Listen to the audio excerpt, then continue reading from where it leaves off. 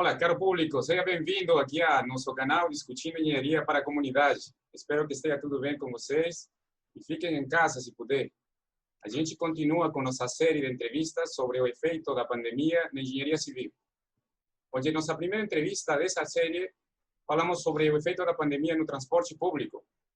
Na segunda entrevista, o tema foi saneamento básico na pandemia. Na terceira, falamos sobre economia e a construção civil na pandemia. E na quarta entrevista, falamos sobre urbanismo e sustentabilidade na pandemia. Hoje, na nossa quinta entrevista da nossa série, falaremos da reorganização das cidades pós-pandemia. Vamos rodar a vinheta e voltamos logo.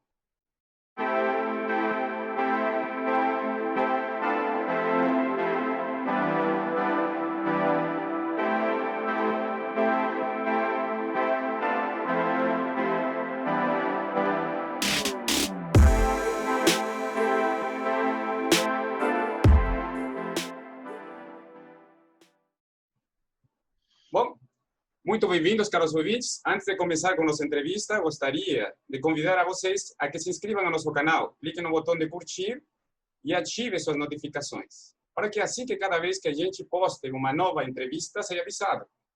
E compartilhe este vídeo para que nos ajude a que este vídeo fique para o que chegue para mais pessoas, ok? Bom, hoje conversaremos um pouco sobre a reorganização das cidades pós-pandemia.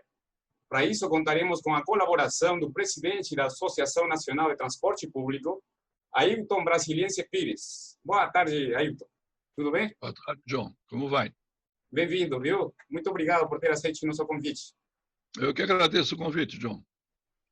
Perfeito. Bom, divide a bancada comigo a professora Cristina Bagini, professora do curso de Engenharia Civil da Universidade Federal do Amapá. Boa tarde, professora.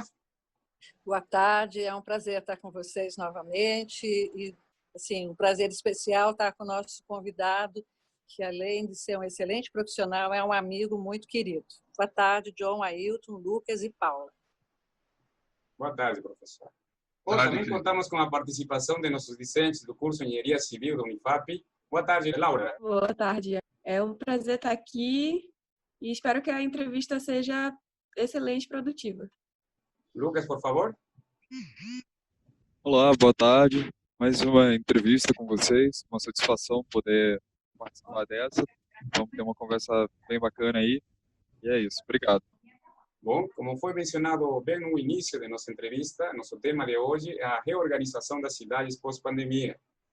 Bom, é de conhecimento que as cidades mudam cada dia mediante essas transformações que dependem das novos movimentos políticos, a aparição de novas tecnologias, novas opções de transporte, novas visões de urbanismo, assim como o adensamento das cidades, o aumento significativo do meio motorizado, né? Além disso, em meio dessas transformações ocorridas com a pandemia, mantém-se a importância dos espaços públicos para a qualidade de vida e continua a ser os espaços de troca, de convivência e de encontros. No entanto, precisamos nos adaptar a essa nova realidade e repensar os espaços de maneira adequada, reconhecendo a necessidade de locomoção e acesso a esses ambientes públicos. Disso e de muito mais a gente falaremos nesta entrevista. E gostaria de começar nossa entrevista, primeiro, solicitando a nosso convidado, a Ailton, se apresentasse à nossa audiência e nos falasse um pouco sobre as principais ações que vem desenvolvendo na instituição que ele representa no momento. Por favor, Ailton. Bem, John, repetindo, agradeço o convite. A NTP acabou de fazer 43 anos no dia 30 de junho último, né? Nós já editamos mais de 150 revistas, todas elas acessíveis a associados e não associados, no site ntp.org.br. E o que a gente tem feito ao longo desse tempo é ter procurado intervir em alguns pontos importantes. Eu vou lembrar o primeiro deles, que foi feito em 85, a criação do Vale Transporte, que foi uma das primeiras bandeiras grandes que a NTP participou. A discussão do veículo, do ônibus padrão. Para quem não sabe, a padronização, entre aspas, dos ônibus no Brasil era muito diversificada e infelizmente, buscava um pouco a qualidade. Mais à frente, nós tivemos uma participação muito efetiva na revisão do Código de Trânsito, que ficou quase 8 anos em tramitação no Código, 93 até 97. Já naquele momento, nós discutimos uma política nacional de transporte público, que passou a ter vários nomes e culminou com a Política Nacional da Mobilidade, de 2003, que foi sancionada, inclusive, pela Dilma. Além desses trabalhos, nós temos muitos trabalhos com o Banco Mundial, o BID, o IPEA, e, ao longo do tempo, a gente sempre teve uma ótica que era a qualificação da vida urbana através do transporte público. E entendendo o transporte público como um vetor qualificador da vida urbana, assentado na prioridade que ele tem que ter no trânsito e numa coisa anterior que é maior, que é a questão da cidadania, depois da cidade, para entender que tudo que a gente procurou fazer até agora foi rediscutir em que ponto, em que nível se discute a cidadania. Hoje, por exemplo, se fala muito em voltar aos tempos que tínhamos até 2019, que a pandemia nos colocou num patamar muito baixo. Nós nunca quisemos o patamar anterior. Nós sempre discutimos muito que aquele patamar era péssimo. E se nós estivéssemos num outro nível de transporte público, que a gente sempre lutou, não somente a NTP, mas outros também, para termos uma qualidade de transporte público superior ao que tínhamos, nós teríamos hoje condições melhores para manter o transporte público, teríamos custos muito menores, teríamos uma qualidade melhor do transporte. Nós deixamos o transporte cair muito de qualidade. E, portanto, agora com a pandemia, nós somos quase que para o estado mínimo. A retomada do transporte, nos parâmetros que a questão da saúde nos coloca, fica um diferencial muito grande entre o que temos hoje e aquilo que precisaremos atingir. Não o patamar anterior, que nunca foi bom, mas definitivamente um patamar muito acima do que temos, que era próximo do que nós sempre lutamos para que tivéssemos na cidade.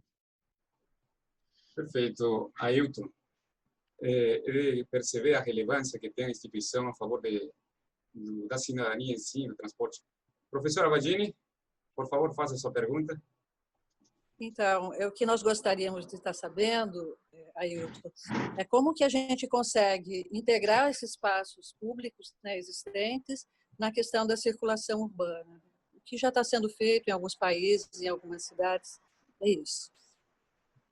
Bem, a gente sempre entendeu que o transporte público faz parte do desenho urbano. Nós sempre entendemos que as cidades cada vez mais espalhadas, ela desqualificava a cidade. Você acabava fazendo com que cidades atravessassem regiões que não deveriam. Vou dar um exemplo típico aqui de São Paulo. Aqui em São Paulo, até a década de 60, nós tínhamos um mar doce, apenas a 15 quilômetros do centro da cidade. É uma região de reserva de água muito grande que a cidade sempre utilizou para o abastecimento de água. Era a Pínix Guarapiranga, uma área enorme que sempre nos serviu para o abastecimento de água. Tínhamos a Serra da Cantareira, que é uma proteção de serra, que servia para nos proteger com relação ao meio ambiente. Então, essas questões que não foram atendidas, não foram respeitadas ao longo do tempo, fizeram com que a cidade invadisse o mar de água doce, fosse transformado hoje num depósito de esgoto. As tais serras, tanto da Mantiqueira, que é aqui em cima, como as da Zona Sul, foram totalmente desmontadas, né, desmatadas. O nível de poluição da cidade ficou altíssimo, a tal ponto que nos invernos da região metropolitana, que aqui no sul ocorre de outono e inverno, né, praticamente de abril até setembro, o número de mortes por decorrência do ar envenenado seja superior ao número de mortes no trânsito em São Paulo. Então, para nós, a cidade da NTP, nós temos um tripé central, que é o transporte, o trânsito e a questão urbana, mas temos dois satélites para nós preciosíssimos, que são a energia e o meio ambiente. O fato de não termos tomado o cuidado necessário nisso até a década de 70 nos coloca numa situação de degradação. Por isso que a questão da cidadania, que eu coloquei no começo, ela precede outras discussões. A cidadania não poderia permitir transformar um mar de água doce num depósito de esgoto. Tampouco permitir com que a floresta que estava em torno da cidade fosse devastada e nós tivéssemos uma mudança muito grande em termos de clima na cidade, e principalmente na questão da poluição. Então, essas são bandeiras que a gente tem seguido nesses 40 anos. Você fala muito, Ailton, na questão da evolução populacional, né, e na rapidez com que isso ocorreu. É muito interessante essa tua avaliação. Você podia nos falar um pouquinho dela? Bom, lembrar o seguinte, o primeiro não é censo, né? Foi uma estimativa em 1870, feito por Dom Pedro II, São Paulo era a 10ª cidade em termos de população. Tinha mais ou menos 40 mil pessoas. Isso na década de 1870. E em 20 anos, passou a ser a segunda. Ou seja, em 1890, São Paulo, de 10ª, já tinha passado para a segunda por conta do café.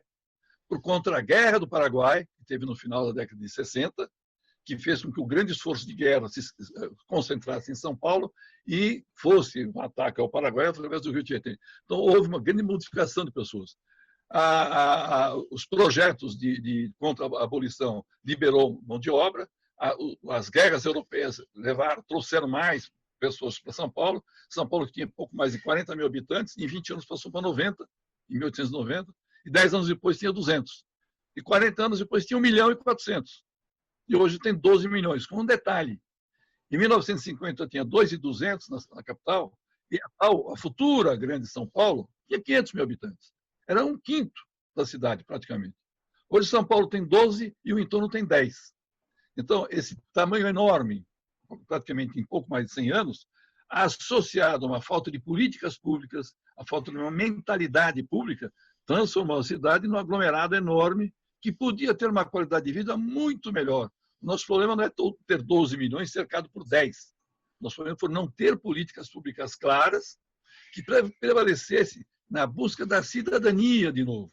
O número de cortiços e favelas em São Paulo é enorme. Praticamente 20% da população de São Paulo mora em cortiços e favelas. Você tem o tempo médio da cidade de viagem, hoje, é por volta de 70 minutos. Em 1950 era de 15 minutos. E São Paulo já tinha 2,5 milhões de habitantes. Mas era muito concentrada. A expansão dela, feita de qualquer forma, empobreceu enormemente a cidade, transformou num número enorme de acidentes de trânsito. Em 1986, São Paulo matou 3 mil pessoas no trânsito em São Paulo. Para vocês terem uma ideia, o ano passado foram menos de 900. Em 86, São Paulo devia ter perto de 7 milhões de habitantes. Teve 3 mil habitantes. Agora, com 12 mais 10 em volta, teve 800. Quer dizer, as posturas políticas que vieram muito atrasadas permitiram, pelo menos, você minimizar parte disso. Mas a poluição está igual. O tempo da viagem está enorme. O número de faixas exclusivas é pequeno.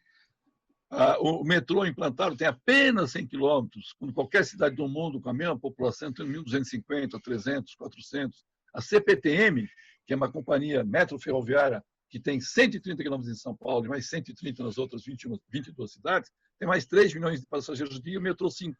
Depois de tudo isso, São Paulo tem 70 minutos de ônibus com uma população muito alta, né? Uma demanda muito alta por metro quadrado na hora do pico. Não houve a preocupação de construir uma cidade. Então, essa desculpa que tudo foi muito rápido, bobagem, mentira, o que não houve foi um processo civilizatório que precedesse a postura, a tomada de decisões ao longo do tempo.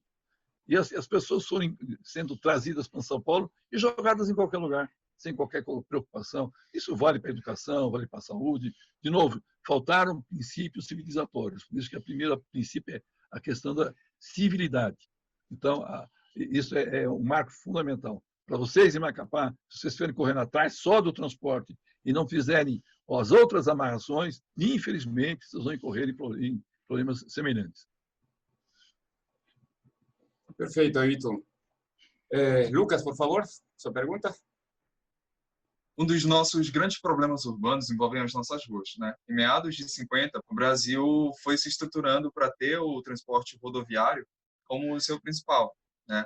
Na época que eu estudava a respeito sobre isso, é o que eu trago do ensino médio, é que um dos objetivos era atrair empresas automobilísticas, certo? Então, isso me faz pensar que ter o seu próprio carro, ao invés de outros meios de transporte, está na entranha do brasileiro. E eu gostaria de saber se você acha que é possível resolver essa realidade de vencer a cultura em prol da viabilidade. Quem fez a mudança de rota para o transporte individual foi o querido Juscelino Kubitschek. Isso. Com a lógica que veio da importação ou obediência total aos interesses americanos de implantar aqui a indústria sucateada dos Estados Unidos, a automobilística, que estava em grande revisão. Então, eles vieram para cá com vantagens enormes. Não pagaram IPTU por 30 anos, um monte de impostos que eles não pagaram, e trouxeram aquela escória de carro, como é o carro de hoje. Mas o que eles trouxeram da década de 56 para frente eram carros que ninguém queria comprar no mundo. Aliás, o Brasil não conseguia nem ter. A frota do Brasil em 1950 não chegava a 50 mil automóveis. Hoje são 100 milhões. E nesse tempo todo se trabalhou muito a cabeça do pessoal da tua idade, que o legal era você ter o teu deslocamento, você ter o teu transporte. Você tem que pensar em você. Essa lógica do pensamento individualizado que prevaleceu não foi aqui, prevaleceu na década de 30 nos Estados Unidos. O transporte público nos Estados Unidos era ótimo nas décadas de 20 e 30. Um dia, vocês tocar, tem um projeto de um doutor de Nova York, estou esquecendo o nome dele, da Universidade de Nova York, que ele mostra como a indústria do transporte público foi destruída nos Estados Unidos para que você impusesse o automóvel. O automóvel não entra na boa, porque ele é muito caro. Ele é muito caro para o indivíduo e muito mais caro para a sociedade. É que o cara do carro não paga o custo que ele gera para terceiros. Então, só para colocar o problema, o carro, nada contra ele, contanto que ele pague os custos que ele gera para o proprietário, o usuário e para os demais. E o custo que ele gera para os demais é muito superior ao custo que ele gera para o indivíduo. A lógica da cidade é simples. Se você colocar às 3 horas da manhã todo o espaço necessário para o deslocamento do transporte público e o que sobrar se liberar para o transporte individual, fecha o acordo com você. Só que numa cidade que tem, por exemplo, uma avenida com 4 faixas, garantidamente 2 têm que ser o transporte público. As outras 2 são no automóvel. Só que o custo da construção e da manutenção dele tem que ser pago por ele. E você não paga isso. Eu não pago isso com o meu carro. Ninguém paga isso com o seu carro. Mas o cara do ônibus, ele paga a tarifa integral dele. O custo que ele gera, ele paga. E para piorar, inventaram uma série de gratuidades que é feito às custas desse mesmo cara que paga a passagem dele. Então, quando você paga um ônibus em Macapá, X% que você paga é pelo teu uso. E Y% é o da velhinha, que poderia eventualmente estar pagando, é os 50% do estudante, do carteiro, do policial militar e de outros. Quem paga a tarifa desses outros é você, se você estiver no transporte público. Então, essa é uma lógica que tem que ser revertida. Nada contra a gratuidade, contanto que você identifique quem vai pagar a gratuidade. A brincadeirinha que inventaram é o seguinte: isso sai do lucro do empresário. O lucro do empresário, ele vai lutar até o fim para ser mantido. Senão ele deixa de ser empresário e passa a ser um gestor público. Então, voltando. A concepção da cidade, ela permite tranquilamente a existência do automóvel. Ninguém tem nada contra o automóvel, ninguém tem nada contra o caminhão, nada. Contanto que cada um pague seus custos, mas que tenha a lógica do custo social. Vou te falar uma coisa interessante. Na década de 70, 80, quando deram a grande crise de petróleo, o petróleo custava $3 o barril. Para você ter uma ideia, um litro de Coca-Cola custava mais caro do que um litro de petróleo. Na década de 60 e 70. Botou isso na cabeça? Tem ideia? Para você ter uma ideia, como o petróleo era de graça. Foi esse petróleo de graça que fez a indústria automobilística crescer. Se não fosse praticamente de graça, ele jamais teria conseguido o espaço que conseguiu. Então, nessa lógica, o custeio do teu carro era muito barato. Quando o petróleo passou de 3 para 12, de 12 para 40, isso mais recentemente em 79, aí a lógica começou a mudar. E por isso que a maioria das cidades, principalmente as europeias, colocaram determinados freios para que você não tivesse essa dominação do transporte individual sobre o público. Hoje o Brasil produz aproximadamente 3 milhões de barris de petróleo. A um preço de $40 o barril. Se você exportasse a maior parte que você mantém aqui, para ter uma frota de 100 milhões circulando, você teria uma divisa de país que não é contabilizada nas contas do governo federal. Em contrapartida, se você tivesse um espaço maior público, eu não estou fazendo a defesa do ônibus pelo ônibus, mas o ônibus enquanto cidadania, enquanto um projeto de cidade, você vai pegar esse recurso e vai botar, por exemplo, na saúde, vai botar na educação, e não para você subsidiar o transporte individual. Então, a lógica da coisa é o seguinte: o cidadão que pode ter o carro e mantê-lo, como eu e você, nós geramos um custo para a sociedade que nós não pagamos. Em contrapartida, sobra uma educação ruim para a maioria da população, sobra uma saúde ruim para a população, sobra um transporte ruim para a população. Essa é a lógica que foi montada. Isso não tem nada a ver com comunismo ou esquerdismo, é uma coisa que valha. Boa parte da Europa pratica isso, e a Europa, como você sabe, é capitalista. Estou falando da França, estou falando da Alemanha, a própria Espanha. Então, a Inglaterra, o Reino Unido, o Japão. Então, O que nós temos que ver não é uma ruptura contra o automóvel, é uma redefinição de prioridades e dar a cada um o custo que ele deve ter em função daquilo que ele acarreta para um terceiro. Não tem cabimento o Brasil ter a qualidade de ensino que tem, a saúde que tem. Veja a questão da pandemia, está matando principalmente pobres, né? Então, essa reconstrução social, ela tem que, entre outros pontos, atacar a questão do automóvel, mas não como inimigo. Isso é bobagem. Se você pode andar de carro, pagar o custo dele, tudo bem. O que não tem lógica é parte do dinheiro que é subsidiado para você sair do bolso de uma outra. O que não tem lógica é o cara que paga a tarifa cheia no ônibus subsidiar outras pessoas. O cara do correio, o cara da polícia, o cara que, por ter 65 anos, ganha um direito descabido. Será que a renda dele não cobre? Se não cobrir, tudo bem. Mas se cobrir, você não pode fazer uma coisa generalista como essa. Você acaba atendendo poucos e acaba prejudicando muitos. A questão é sempre social. Toda lógica, toda divisão de direitos e deveres, se não tiver uma lógica clara social, você acaba fazendo incorreções profundamente indevidas como essa. Tá? O nosso problema não é o carro, o nosso problema é a importância que nós não demos para a construção da cidade. Nós não deveríamos ter cidades tão largas.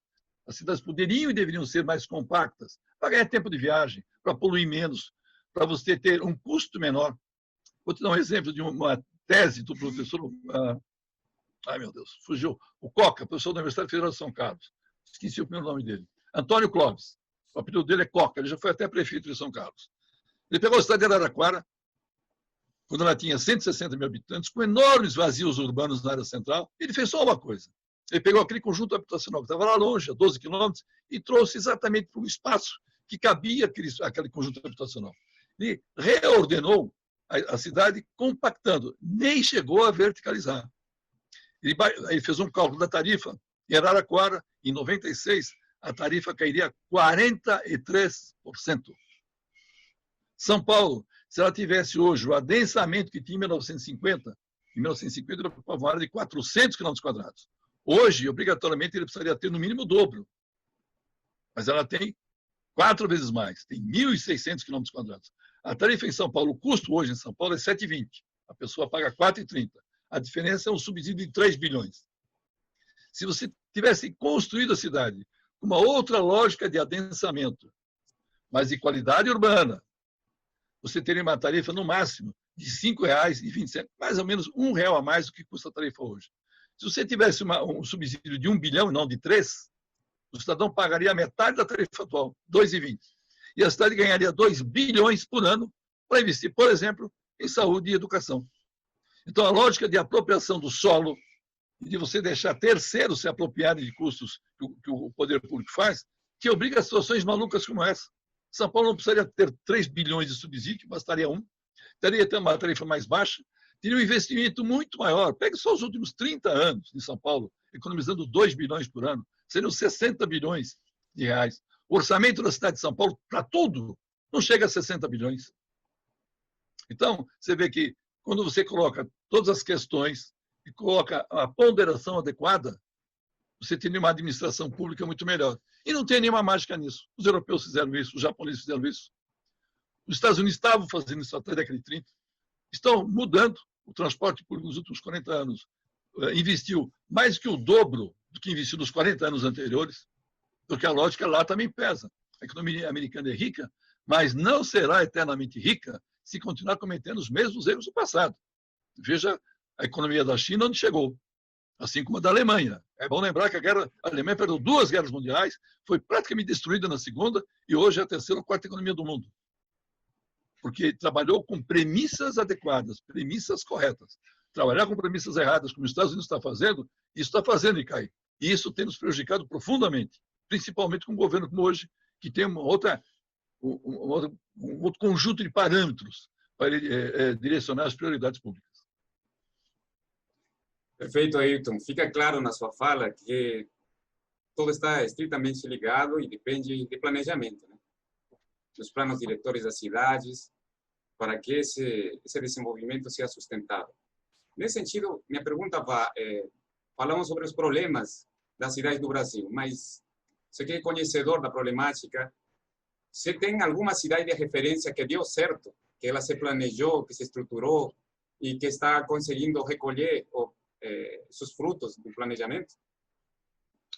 Olha, no Brasil, nem o que é bem feito dá certo, né? Você veja o caso de Curitiba, Londrina, Goiânia. Eu estou citando essas três bem diferentes, que são cidades. Curitiba, em 1940, tinha 140 mil habitantes. Hoje tem 2 milhões e pouco. Quando o Lerner entrou na década de 60, Curitiba já tinha uns 300, 400 mil habitantes. Isso na década de 60. Você veja que em 60 anos, eles saíram de 400 para 2 milhões. Tiveram o bom senso de fazer em Curitiba aquilo que todas as cidades do mundo fizeram enquanto tinha um bonde. Como é que era o bonde? O bonde era implantado em grandes cidades brasileiras e, à medida que ele ia expandindo, os loteamentos iam andando atrás dele, atrás da linha do bonde. Por isso que São Paulo, apesar de 2 milhões, era muito mais compacta. Tinha até menos que 400 quilômetros quadrados. Que é um pouco mais... Curitiba tem mais ou menos isso hoje. Então, se São Paulo tivesse andado nessa linha, teria chegado naqueles dados que eu citei anteriormente. Londrina, Goiânia, Belo Horizonte foram planejadas. Essas cidades estão por volta de 100 anos. Elas fizeram previsões de longo prazo. Erraram no tamanho do longo prazo. Belo Horizonte fez o primeiro longo prazo dela com 100 mil habitantes, para você ter uma ideia, no comecinho do século XX. Depois foram para 200 mil, foram para 400 mil. Só que permitiram que a iniciativa privada se apropriasse dos espaços de futuro imediato. Você estava vendo o Brasil crescendo 6% ao ano, era evidente que os espaços urbanos iam crescer, a iniciativa privada chegou na frente e comprou os terrenos. Negociou junto com empreiteiros e com as próprias prefeituras o direcionamento para o loteamento deles, que não necessariamente era o direcionamento que a cidade tinha que ter. Assim como São Paulo, voltando, nosso mar de águas doces, que ficava no sul, jamais teria que ter crescido para lá. Jamais teria que ter crescido para cima da serra. Então, o Brasil teve vários pontos. Curitiba, acho que foi a última que caiu, vamos dizer assim. Mas até 20 anos atrás, a lógica de Curitiba qual era? Você fazia um corredor, se você fizesse um corte longitudinal no corredor, você veria uma escada, do 8º quarteirão longínquo à esquerda ou à direita, você tinha um nível de verticalização. No 7º já subia um pouquinho, ia subindo até você chegar em cima do corredor, que era o teto máximo. Indo da esquerda para a direita, à medida que você passasse cada quadra, você ia reduzindo o tal do pé direito do prédio. Então, é uma pirâmide que você permitiu construir ao longo do corredor. E com mais um detalhe. Diferenciar o uso do solo em moradia, comércio e serviços. Você tinha pessoas viajando apenas de 10 a 15 minutos. É um dado importantíssimo, que qual era a frota do Brasil até 2002? Em torno de 25 a 30 milhões de automóveis. Qual foi a frota do Brasil do ano passado? 100 milhões. Em pouco mais de 15 anos, você multiplicou por 4 uma frota. Nas mesmas cidades, com o mesmo espaço urbano e com a mesma falta de prioridade para o transporte público. E, para piorar, com o mesmo nível do condutor que foi apenas habilitado para dirigir o seu veículo e não para entender que ele está circulando por uma cidade. Então, ele fura semáforo, ele para em local proibido, ele põe o carro em cima da calçada, se for possível, ele anda na contramão, se tem o rodízio, ele não respeita o rodízio. Quer dizer, esse cidadão não foi preparado para a cidadania, que precede qualquer discussão. Então, some isso a má preparação do nosso condutor do veículo de transporte público, que é preparado apenas para botar o veículo em movimento. Ele é muito mais do que isso. O cara que está no carro dele, as exigências feitas numa cidade que tem pedestres é muito maior. Os nossos prefeitos que não fazem calçadas, porque ele acha que isso é um problema do morador por conveniência dele, mas ele faz o asfalto, porque isso dá voto. Essa é a questão de cidadania, que para nós continua válido, o lugar do mais esperto, ocupou a administração pública. Então fez com que as nossas cidades acabassem ficando dessa forma. O que desmontou um pouco a qualidade de Curitiba não foi o projeto urbano de Curitiba. Curitiba, como o Brasil, multiplicou a sua frota de veículos por 3 ou 4. Nós tivemos uma subida na renda média do brasileiro nesse mesmo período. E essa subida não foi acompanhada de uma subida de cidadania. O cidadão tem que entender que, pelo fato de ele ter um carro, ele também deve fazer parte das suas viagens de transporte público e deve exigir qualidade do transporte público. Quando você tira a classe média do transporte público, a pressão política sobre o prefeito vai para o zero. O prefeito está pouco ligando se o transporte tem qualidade ou não tem. Está nem aí. Quase nenhum prefeito é eleito numa bandeira de disputa de qualidade de transporte público. A grande maioria é omissa. Não está preocupado. A preocupação dele é outra, qualquer que seja. Talvez nem educação e saúde. Então, o prefeito não é pressionado. A classe média não é pressionada. O transporte público ficou no que está aí. Nós ficamos embevecidos pelo enriquecimento de 2002 até agora. A frota multiplicou por 4, os salários melhoraram. Só que tudo isso era efêmero. A queda da economia botou um monte de gente de volta, que tinha ido para a classe B, voltou para a C ou para a D. A falta de atendimento de saúde, São Paulo chegou a ter 90% de ocupação, agora baixou para 60%. Campinas está com 100%, o Rio está com 80%. Quer dizer, de novo, a falta de políticas públicas, as elementares. A pandemia é um inferno, sem dúvida. Mas a menos que a China seja uma grande mentirosa, o Brasil já passou a China 10 vezes. E o Brasil tem só 1/7 da população chinesa. O simpático Donald Trump lá, que também não deu a mínima bola por fato, ele já passou de 200 mil mortes.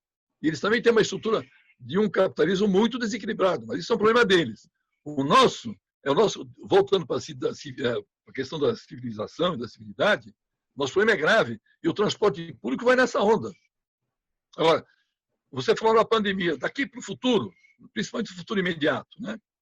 Mantidas as restrições de saúde, poucos passageiros em pé, nós temos que fazer algumas modificações fortes na nossa sociedade.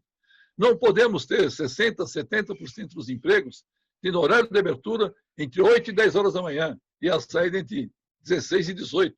Isso tem que ser reescalonado o máximo possível, porque com isso você baixa a frota. E baixando a frota, você baixa mais de 50% dos custos da tarifa de qualquer ônibus. A tarifa, entre outras coisas, é o preço da frota e da mão de obra para operar e manter. Se essa frota, em vez de ser utilizada por 1 hora e meia, fosse utilizada por 4 horas de manhã e 4 da tarde, a tarifa facilmente cairia à metade. De fato, é um tema que não só está sendo discutido agora, mas se faz muitos anos, né, especialmente em São Paulo. E é de difícil absorção pela cidadania, especialmente pelos empresários, né? Mas eu gostaria de passar agora a bola para a Laura. Faça sua pergunta para nosso caro convidado, Ailton Brasiliense. De novo, né, boa tarde a todos que estão presentes aqui na reunião. A minha pergunta, o senhor citou várias vezes, né, a ANTP, e eu queria que o senhor pudesse falar um pouquinho mais sobre ela, na qual o senhor é presidente, né, explicar um pouco melhor para a gente como ela funciona, falar um pouco mais sobre ela. Tá bom. Bom, eu falei agora há pouco do acesso ao site da ANTP, onde você encontra lá todas as 150 revistas, a última saiu agora. Nós temos 25 trabalhos especiais, né? E nós temos procurado intervir na política. Fizemos cursos, nós temos um número muito grande de cursos, estimulamos a criação de fóruns de secretários, tanto a nível nacional como a níveis estaduais, mas o objetivo é fazer com que os ocupantes da área pública, em primeiro lugar, tenham um espaço comum para discutir. E para entender que a cidade dele, dentro do estado dele, tem outras cidades do mesmo estado que têm relações conflituosas com organismos estaduais, como o DETRAN, o DR, os ônibus intermunicipais, que é uma questão do Estado. Essa relação montada no fórum faz com que eles consigam ter políticas, a princípio, estaduais e depois políticas nacionais. Tanto a Lei da Mobilidade, que saiu em 2003, como a Lei do Código de Trânsito, que é de 97, em grande parte ele ficou robustecido pela participação dos secretários municipais e estaduais, assim como da comunidade. Mas eles foram muito, muito importantes, porque eles entenderam muito de próximo aquilo que eles teriam que administrar. Ou seja, uma cidade com menos acidentes. O Brasil, infelizmente, tem uma média de 40 a 50 mil mortos por ano por decorrência de acidente de trânsito. Mais de 500 mil pessoas acidentadas. Isso tem um custo superior a 100 bilhões de reais anualmente. Totalmente evitáveis. Isso tinha que ser bandeira de prefeitos, governadores e presidentes. E você nunca viu nenhum deles, qualquer campanha e qualquer candidato, sequer citar uma coisa dessa. Um custo de 100 bilhões, para você ter uma ideia, é quase o orçamento do Ministério da Saúde todos os anos, por volta de 100 bilhões de reais. É quase o dobro do orçamento da cidade que tem maior orçamento, que é a cidade de São Paulo. Todo ano, você pega esse dinheiro para matar 40 mil e ferir 500 mil. É uma coisa de malucos. Então, um dos papéis da NTP é procurar instilar, me permito usar esse termo, nos gestores públicos, tanto municipais, estaduais e federais, da importância da prioridade do transporte público e do cuidado do trânsito, da preocupação em montar cidades para que elas sejam mais humanas, sejam mais saudáveis, que cuidem do meio ambiente, porque a poluição mata. Ainda vocês não vão morrer de poluição. Mas aqui, se você vier, espero que você venha e isso não aconteça, você corre o risco de ir para o hospital, no mínimo, por conta da poluição. Aqui Sim. Em São Paulo, estamos há 18 dias sem chuva. O ar está absolutamente seco. Você sabe que o deserto do Saara, a umidade mínima, a máxima, aliás, é 8%. São Paulo já chegou a 20%. Quer dizer, nós estamos chegando perto do deserto do Saara. Felizmente, de vez em quando, no inverno nosso, aqui, o nosso inverno de abril até setembro, de vez em quando chove. Aí dá uma limpada no ar. Então, nós temos questões energéticas, meio ambiente, questões urbanas. E esse é o papel que a NTP tem procurado fazer. Se você der uma olhadinha no site da NTP, você vai achar lá um monte de trabalhos. E que muitos serviram para teses do pessoal que faz pós-graduação e mestrado. Aliás, um dos sites mais usados para o pessoal que trabalha em transporte é o site da NTP. Eu queria perguntar, referente às ações que o Estado, ou a Federação, está agindo no momento, enquanto aos estímulos às empresas, microempresas, medianas empresas. E como foi falado bem no começo desta entrevista, se estima que 30% das empresas de transporte público podem falir, se não é mais. O que você acha a respeito às medidas que a Federação está tomando para estímulo para as empresas de transporte público? É suficiente ou você sugere outro tipo de medidas para serem tomadas? Bom, nós fomos convidados pelo Ministério da Economia para participarmos de um ciclo de debates. A última reunião foi na terça-feira, hoje é sexta, né? Foi dia 7 de julho. Nós fornecemos todos os dados que nós temos para que o governo federal possa ter uma visão bem clara de nossa parte, que nós somos uma área neutra, nós não somos empresários de ônibus, não temos nenhum interesse econômico imediato. Eu espero que ele possa ser usado. Agora, há uma necessidade urgente de uma complementação do governo federal. A grande maioria das empresas, dificilmente elas vão suportar 6, 7, 8 meses com uma demanda como está por aí, da ordem de 1/3. Claro que eles reduziram despesas também, tiraram frota, já demitiram dezenas de milhares de pessoas. Mas o cuidado maior não está aí. O cuidado está na falência do sistema, que ele será substituído por um conjunto enorme de pequenos operadores, como acontece ainda na África e grande parte da América Latina. Ou seja, um sistema totalmente desregulado. Aí você não tem mais horário, não tem mais itinerário, não tem fiscalização, você abandona o pouco que se teve até hoje. O grande perigo nosso é você ter o transporte público aí como um inimigo da sociedade. Porque se hoje é ruim, não é em todos os lugares, há lugares muito bons, mas se ele tem uma média de regular para baixo, ele vai ficar muito pior. A qualidade da vida urbana vai piorar. A tal da cidadania vai piorar. A qualidade da cidade vai piorar. A acidentalidade de trânsito vai aumentar. Então, a nossa preocupação não é com o empresário, mas sim com o transporte e a cidade. Se o sistema é capitalista, você precisa do empresário. E o empresário precisa sobreviver no sistema capitalista. Se ele ganha muito, é culpa do governo que não fiscaliza e não está nem aí para aquilo que seria o razoável. Quanto que é razoável ganhar num negócio qualquer? X%? Quanto seria num negócio público, num negócio de interesse público? Aliás, que a Constituição diz que é essencial. Se ele é essencial, ele está equiparado à saúde e à educação. Então, eu não sei quais são as condições orçamentárias do governo federal nesse ano, que também deve ter com grandes dificuldades, porque a arrecadação caiu enormemente. Mas nós temos que salvar o transporte para salvar a cidade. Isso precisa ficar muito claro. Nós não podemos perder o pouco que temos. O custo será altíssimo. Com certeza. Bom, caro Ailton, o tema é muito interessante, mas nosso tempo está chegando ao final. Agradecemos muito você ter aceito o convite e compartilhar seu conhecimento com a gente. Por favor, faça suas considerações finais e despedida. Bom, em primeiro lugar, eu quero agradecer a você, a Cristina, ao Lucas, a Laura, aos outros que ainda vão assistir. Segundo, lembrar o seguinte, a questão do transporte público é uma pouca frase que eu disse anteriormente. Esqueçam que é um problema feito por empresários. Não fique com raiva de empresários. Nosso problema não é esse. Nosso problema é ter projetos de cidadania, cidades com qualidade de vida, que tem que ser o nosso grande objetivo. E vocês que estão ligados à universidade, procurem divulgar o máximo possível as questões relativas ao transporte público. Não é porque se gosta de trem ou se gosta de ônibus. Nós queremos ter o ônibus e o trem que nós gostaríamos de ter circulando na cidade que a gente gostaria de ter. E que são coisas possíveis de serem construídas. É preciso que a gente ganhe mais amadurecimento, mais conhecimento, mais comprometimento, porque a cidade ideal ela tem que ser perseguida permanentemente. E cada vez mais temos a noção de que estamos chegando perto dela. Ainda que a gente saiba que ele é um ideal e que, portanto, pode ser permanentemente melhorado, otimizado. Nós temos que trabalhar para a cidade que nós queremos, ainda que nós não tenhamos hoje a cidade que nós queríamos. Obrigado, Ailton. Professora Battini.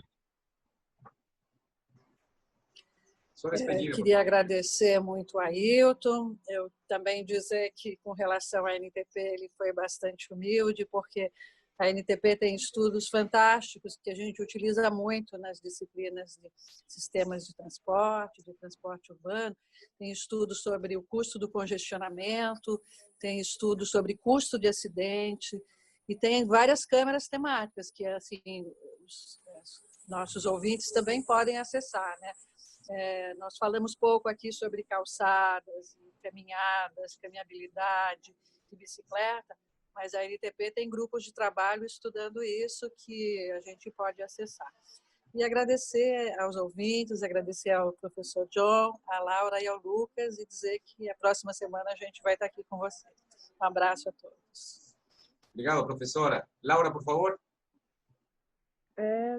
Também, né, basicamente, repetir o que a professora Battini falou, agradecer a presença do Ailton, é uma honra a gente ter a possibilidade de entender um pouco mais sobre essa área que e assuntos que são extremamente importantes para a sociedade em si, né?